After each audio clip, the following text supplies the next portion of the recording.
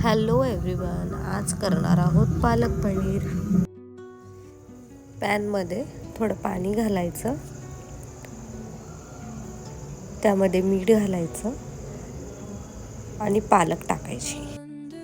1-2 मिनटं पालक बॉईल करून घ्यायची आणि थंड पाण्यात टाकायची आणि मिक्सरला त्याची प्युरी करून घ्यायची। सोबतच 4 मिरच्या टाकल्या आहेत आणि एकीकडे कांदा आणि टोमॅटो चॉप करून घेतला आहे। आता फोडणी करायची आहे। पॅनमध्ये थोडं तेल घालायचं, बटर घालायचं। तेल तापलं की त्यामध्ये जिरे घालायचे, किसलेला लसूण घालायचा आणि फ्राय करून घेऊयात। थोडंसं आलंही घालून घेऊत।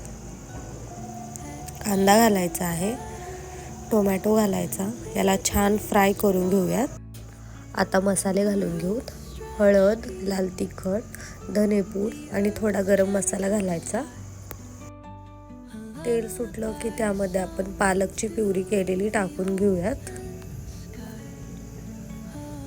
आणि पनीरही घालून घेऊयात।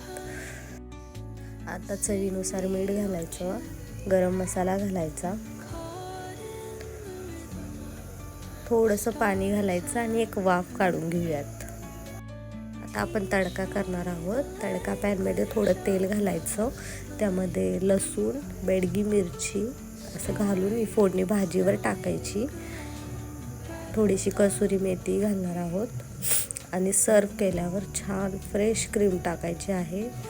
थोडं मेल्टेड बटर टाकायचं आणि रेडी आहे आपली पालक पनीर। एन्जॉय।